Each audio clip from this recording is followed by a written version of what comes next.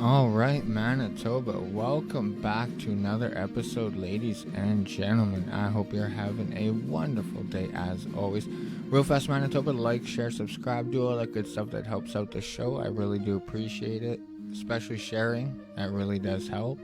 You can follow me on Twitter and TikTok at MBFreeThinker.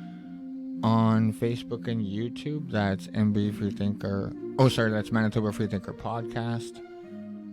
You can send me an email at mbfreethinker@gmail.com or go to my webpage at mbfreethinker.wordpress.com and you can get all the links to all the shows there. All right, Manitoba. What beautiful weather we had for the long weekend. I hope you guys all got out and enjoyed it.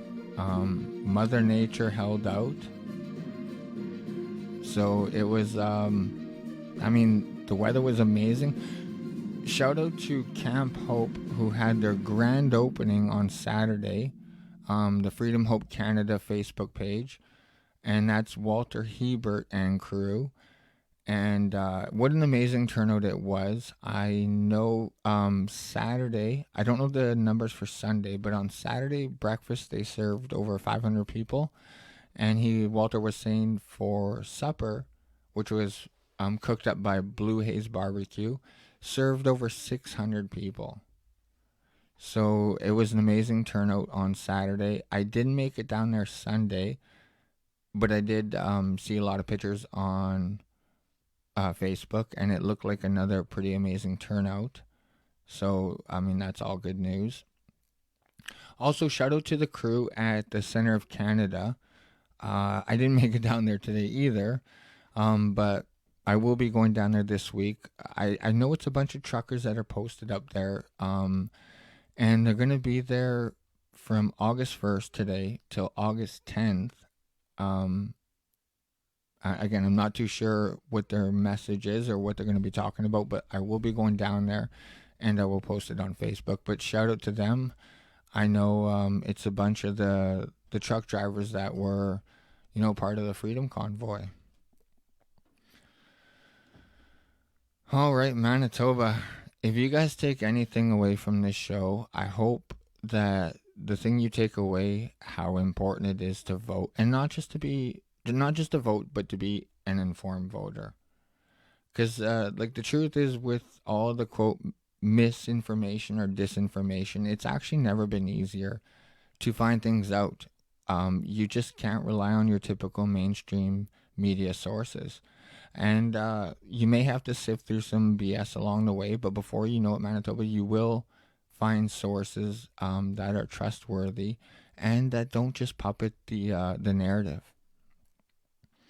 But like I said, it's never been easier. You may have to do a little bit of digging, but you just can't rely on CBC or Global or CTV.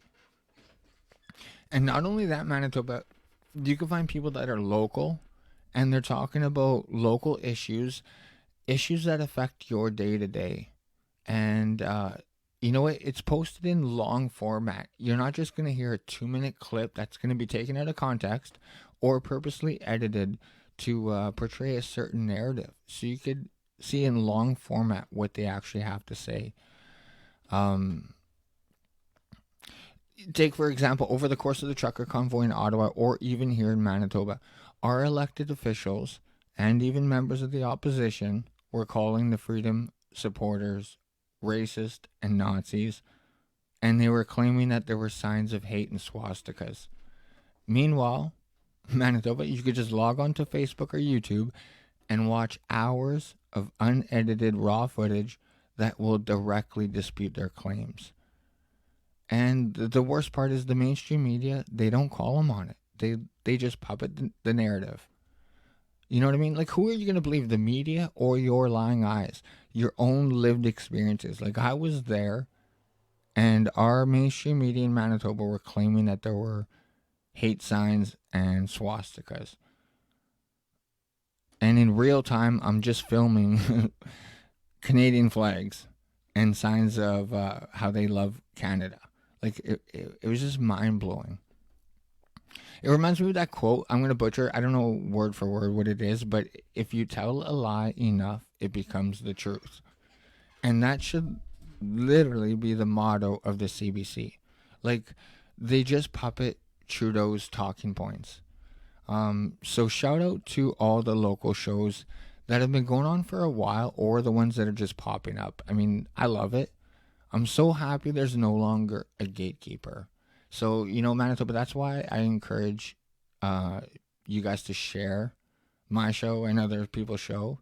Um, because, like, a lot of people just don't know about them. And if they don't come up on their news feed, people just aren't going to see it. And Manitoba, if you're talking the truth and you're going against the narrative, we all know by now you will be fighting the algorithm.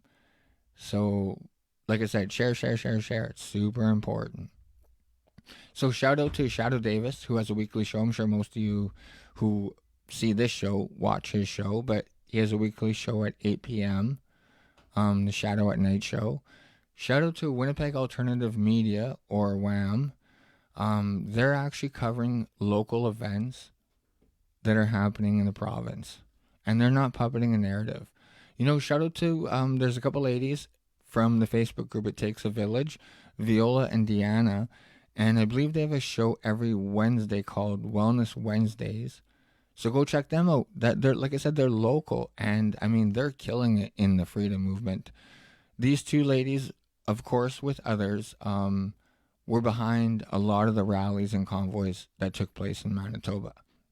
Like I said, there were other people involved, but they were definitely a part of it. So shout out to them, and also shout out to tons of other people in the province who don't do shows, but they do have social media accounts, and when they post an event or share some important information, I think it's important that we all share it, because you never know how many eyes we're putting on it. But like after being at Camp Hope and even like the Freedom Convoy to Ledge, it is very clear to me that there's definitely a growing community of like-minded Manitobans out there. So, I mean, at least we could take a positive, out of all the negative that our government is currently doing and mainstream media. But Manitoba, like I said, it is super important to be informed when you go to vote. And I admit I'm not 100% caught up on all of the 12 candidates that are trying to be Winnipeg's next mayor.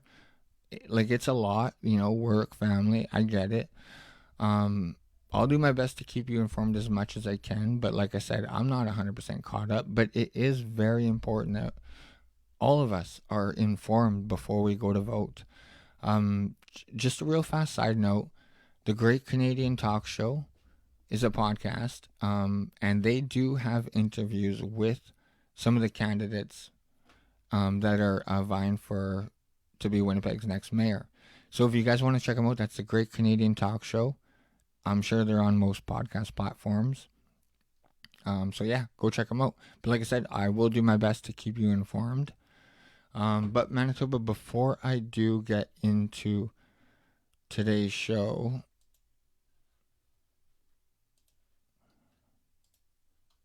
this episode is sponsored by Ringway Express Ltd.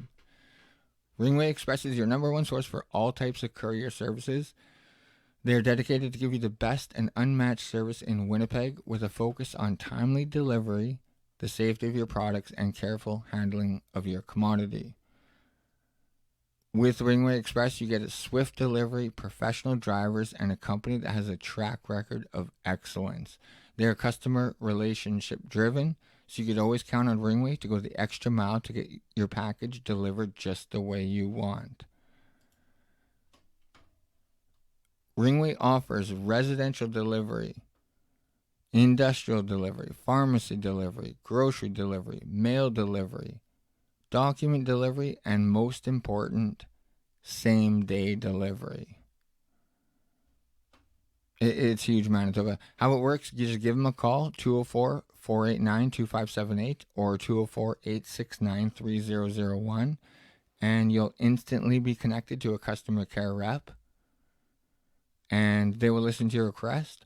Ringway believes in transparency and will send you a quote immediately as soon as your order is confirmed. They will schedule your delivery with the estimated time it will take to handle your package. Then you just sit back and wait for our professional drivers to pick up your package and deliver it to your destination anywhere in Winnipeg in an instant. Call us today for an exceptional local courier services in Winnipeg. Quick pickup, quick drop off is our mission. That's 204-489-2578 or 204-869-3001. Ringway Express Ltd. So Manitoba, I'll say shout out to them because you know what I mean. They're helping out the show. So I hope if you guys do have any courier needs, give them a call. All right. I came across this article today, Manitoba. Former Mayor Glen Murray leads race to become Winnipeg's next mayor, probe poll suggests. I don't know about you guys, Manitoba, but I think this is very disappointing. I personally think it is time for a change, and Glen Murray is not change. He is the definition of the same old career politician. I will take this poll, this probe poll, with a grain of salt. There was just over 600 people who took part in the poll in a city of over 700,000. Now, I know all those 700,000 aren't adults, but still, 600 people, that's not very much in my opinion. But Manitoba, they say, CBC says, Murray, the choice of 44% of respondents. Gillingham had 16% and Ouellette had 13%. Former Winnipeg Mayor Glen Murray is far and away the leading candidate to become the city's next mayor, a probe research survey suggests. Murray, who served as Winnipeg's mayor from 1998 to 2004, is the preferred mayoral candidate of 44% of decided voters who responded to the online probe poll of 622 Winnipeg adults, done from July 14 to July 25th. Side note, I would like to point out, I didn't even know about this poll. I don't know if you guys did. I definitely would not have voted for Murray. But I'll continue. Murray had a sizable lead on the 11 other registered candidates, none of whom garnered more than 20% support from decided voters in the probe survey. Quote, the former mayor is in a strong position entering the next phase of the campaign. He benefits from a strong lead and the view his significant political experience matters, probe research and in the survey document. Probe research said in the survey document. Murray served one full term and part of his second term as mayor of Winnipeg before he resigned to run for federal office. He also served as Ontario Liberal member of the provincial parliament and cabinet minister. Quote, I'm doing 10 or 12 events on weekends, 7 to 12 during weekdays. We want to be the hardest working campaign, end quote, Murray said Thursday at the Forks. Two-term St. James councillor Scott Gillingham ranked second in the poll, attracting 16% of decided voters who responded. Former Winnipeg Centre Liberal MP Robert Falcon Ouellette is running third with 13%.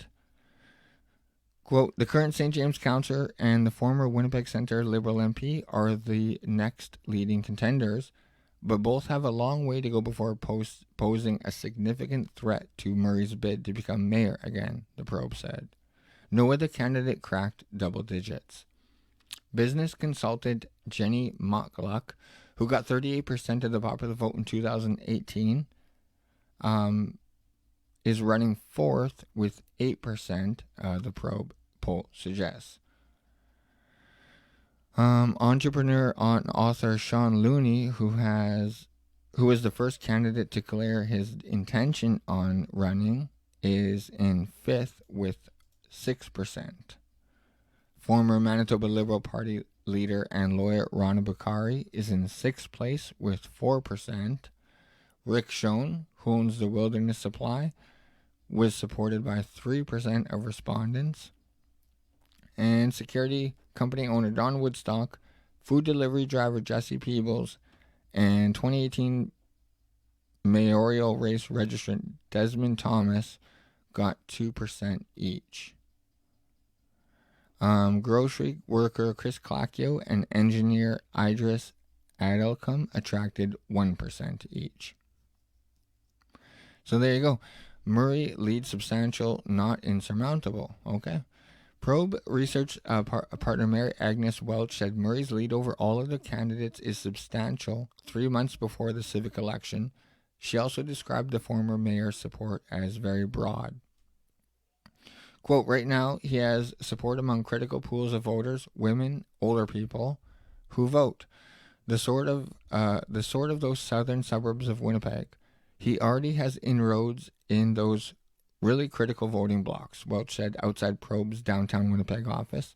She also noted Murray's lead is not insurmountable. In 2014 Winnipeg mayoral race, former NDP MLA and MP Judy Washer-Lisa Leash had a large lead over in the summer, but wound up losing to Brian Bowman on Election Day. Gillingham said he's not concerned about Murray's lead right now. Quote, 3 months out is a long way to go before Election Day, he said, outside City Hall. Mr. Murray has name recognition. We understand that.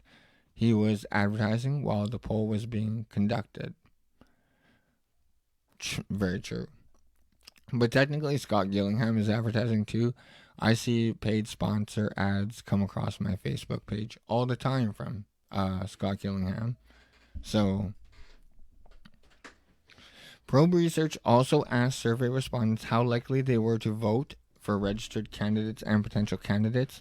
Murray remained the most popular candidate, albeit with a smaller lead over Gillingham and Ouellette. 67% of the survey respondents said they would definitely or possibly vote for Murray, compared to 51% for Gillingham and 50% for Ouellette. So Murray and Gillingham have been active during the campaign, each making several public policy announcements. Ouellette has not held any news briefings since he registered in May. Okay. Out of the registered candidates, Motley garnered the most negative sentiment, with 43% of respondents saying they would definitely not vote for her.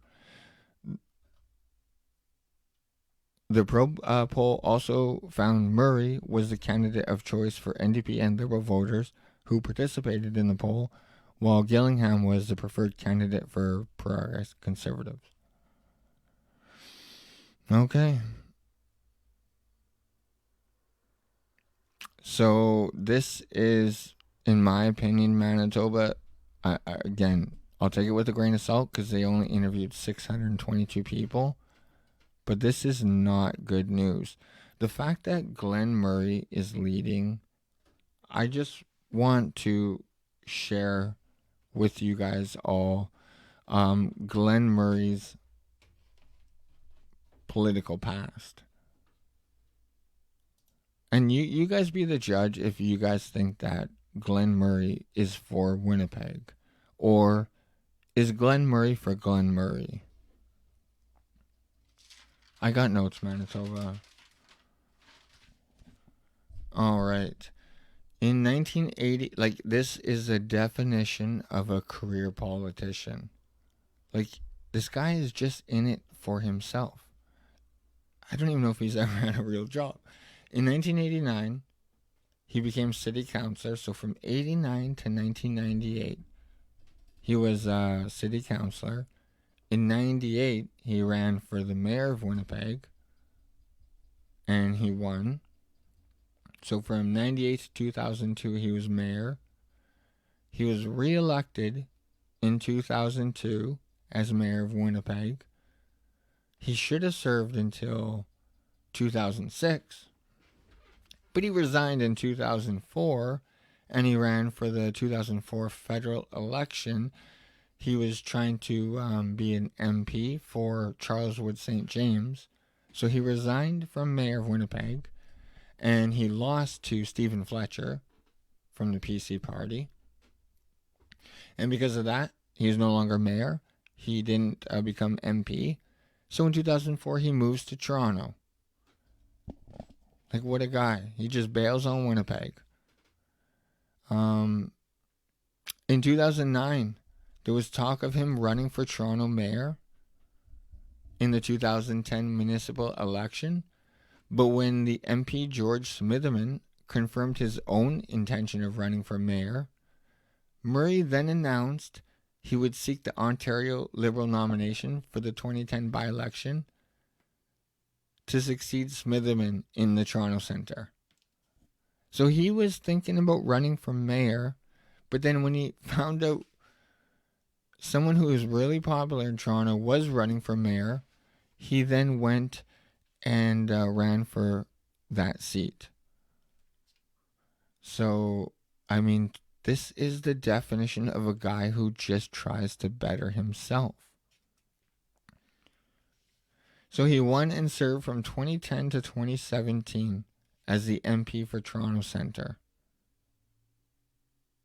Then, in 2020, he announced he would be running for the leader of the Green Party for the Green Party leadership election. Unfortunately for him, he finished 4th place. And then, 2 years later, in 2022, now he announces that he's running to be Winnipeg's 44th mayor.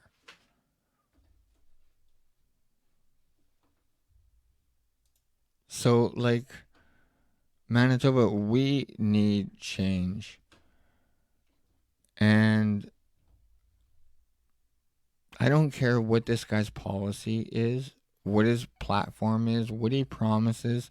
This guy, Glen Murray, is not in it for Winnipeg. He is the definition of a career politician. He goes from position to position. He'll literally resign as Winnipeg's mayor. He did that to better his position. He'll go from place to place. He'll move. He'll go from party to party. He'll go from the civic to provincial to the federal election. He does not care. He is only in it to advance his career, his position. He is in it for himself, Manitoba. He is not in it for Winnipeg. So, like with Murray in first with 44%, Gillingham in second with 16%, Ouellette in third, and the former Liberal Party leader, Rani Bakari, in 6, out of 12 candidates, all of those are current or former politicians.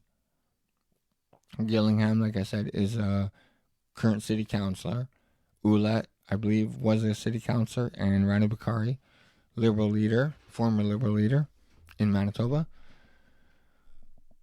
I'm going to show you a few reasons why political experience is not always good. You know how we always say experience is good? Well, sometimes political experience isn't so good. Like, we have to stop electing people who claim to have solutions to the problem that they created. And if they didn't create them, they at least had the opportunity to fix them, because they were current politicians. But check this out. City of Winnipeg investigating whether car left in grassy lot for the last 8 years is derelict. This is our elected officials. 8 years. And they still don't know what to do with it. Property owner has complained twice about the vehicle he says is a blight on River Heights neighborhood. A car left sitting for years in a grassy lot behind a house in Winnipeg River Heights neighborhood has become a blight on nearby properties, one Winnipeg man says. Quote, "It's got grass up to the windows depending on the time of the year, complete flat tires. It hasn't moved in 8 years. And I'm dumbfounded that nobody seems to give a damn," said Michael Gillespie. He represents a company that owns a house on Centennial Street just north of Grant Avenue and east of Keniston Boulevard. Across the back lane from the house is a grassy lot where the car, a red two-door Eagle Talon, has sat for years. Gillespie's company bought the house in April, and he says the province owner didn't know who the car belonged to. Check this out, a search on Google Street View images going back as early as 2014 shows the vehicle parked in the same spot. The license plate sticker shows that it was registered in 2012. The car's tires are now flat, its mirrors and lights are smashed, and the wheels have sunk into the ground. 8 years, Winnipeg. The lot where the car sits, a former railway line, does not have an address but is registered as private property. CBC News attempted to contact the property owner but did not immediately receive a response. Gillespie has twice reported the vehicle to the City of Winnipeg 311 service, asking for it to be declared derelict under the city's neighborhood livability bylaw. Both times he says his report was closed without any explanation and with seemingly no action taken. A spokesperson for the city said bylaw enforcement officers are still investigating whether the car meets the definition of a derelict vehicle. They're still investigating? This has been going on for 8 years, Winnipeg. According to the bylaw, there are 3 criteria. The vehicle is not operating condition and is rusted, wrecked, or partly wrecked, or is dismantled or partly dismantled. It is not insured or registered under the Highway Traffic Act and does not have a current valid license plate attached. It is entirely or partially outside of a building. Okay, Winnipeg, it meets all those 3 criteria. Without even seeing the car, just reading the article, it said it meets all those. As of its June meeting, Winnipeg City Council passed an amendment to the bylaw that aims to make it easier for the city to remove derelict vehicles. Ooh, congratulations, Winnipeg City Council. 8 years. You guys are fast moving. Previously, the bylaw said vehicles must be left outside for at least a month. That led to it's been left outside for 8 years. Why did they need to change anything? This led to long delays getting the city to remove vehicles, said Waverley West Council Janice Lukes, who proposed the amendment. The case of the vehicle Gillespie has complained about shows why the amendment was needed, Luke said, and the city should remove it. Yeah, the city should remove it. So this is what I mean, this is our elected officials. Here's another one, Manitoba. Manitobans renting out backyard pools, unknowingly breaking provincial laws.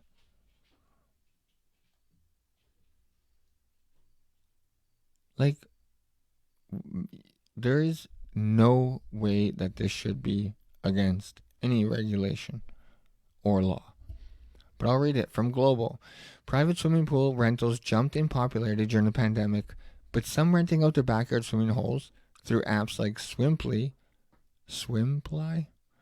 are unknowingly breaking provincial regulations, raising questions about how the company and the province are communicating rules with the public.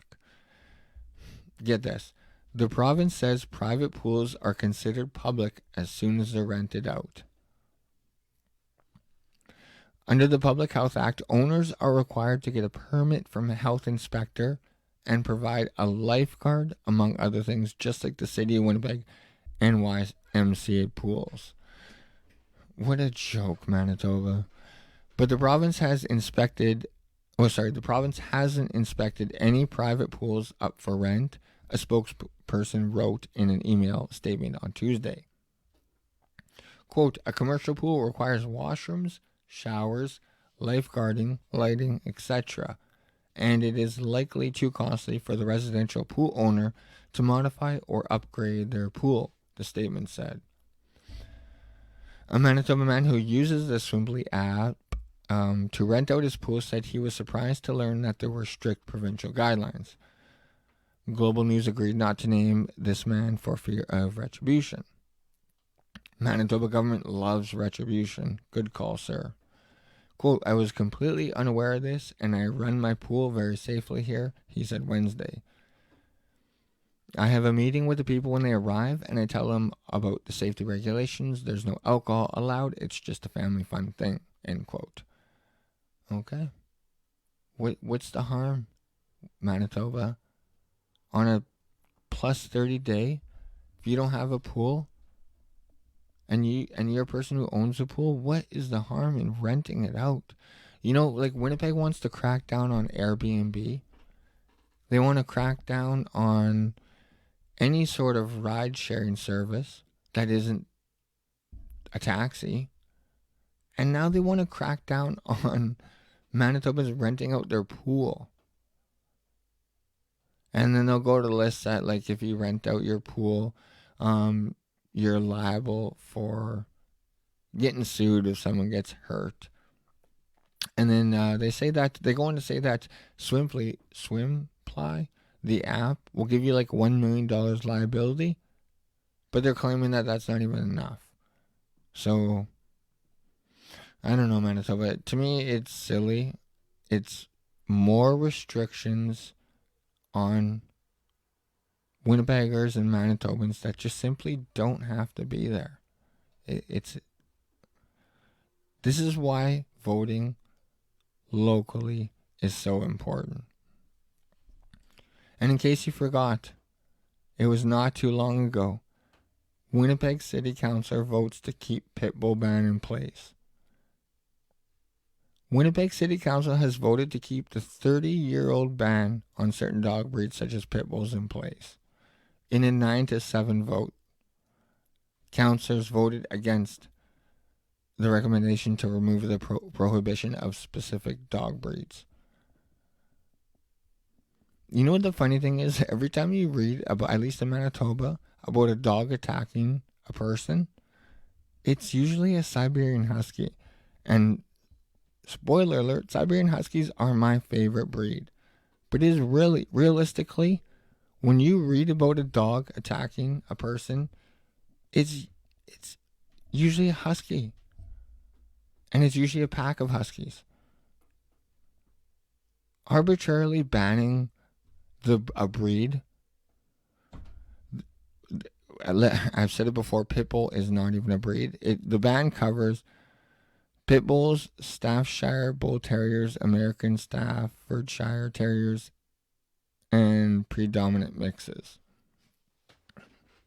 It is just a joke that they'll ban a pit bull, but you could have like a 200-pound Rottie.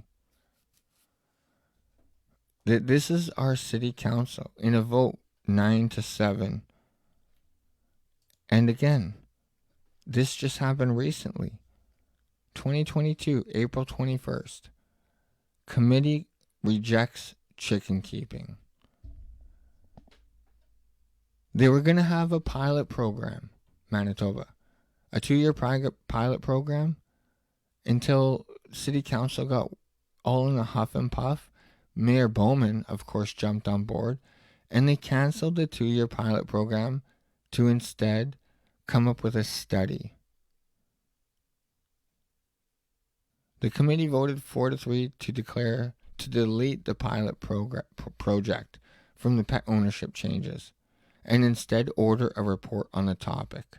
In a year, Mayor Brian Bowman joined councillors Marcus Chambers, Cindy Gilroy, and Brian Mays to support that motion. So, in a time where like food security is very important, Winnipeggers aren't even allowed to have a few egg-laying chickens, like just a few to get some eggs every day. You can't rent out your pool to make a little bit of money. You can't be a driver in Winnipeg. Like this, again, Manitoba, Winnipeg, October 26th. It is so important for us to vote because these are our elected officials. This is why I'm stressing that political experience is not always a good thing. These people, and I've been seeing, like I said, Facebook sponsored ads all over social media about these officials complaining about just the current state of Winnipeg. And this is literally, like, they have been in charge of Winnipeg. Like, it's so rich to hear Scott Gillingham complain about Winnipeg when he's been our city councilor. Like, Winnipeg, don't get fooled. Experience is not always a good thing. I think our city councilors, just these 3 articles I read, rejects chicken keeping, keeping the pit bull ban, having your pool rented out, being against city regulations, and taking 8 years to get rid of a derelict vehicle. These are the people who are telling you that they want to control how you live. It's a joke, Winnipeg. It's a joke, Manitoba. And like I said, the mainstream media, they don't cover what's really going on in Manitoba. I just put a Facebook post out, and this is true. If Camp Hope had 1/10 of people show up, but they were preaching on how Canadians are either hateful or racist, the mainstream media would have been all over that. But because they're spreading a message of love and unity and hope, where's the mainstream media? Where are our elected officials?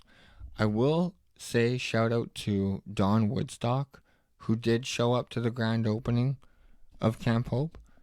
He's one of the gentlemen vying to be our mayor.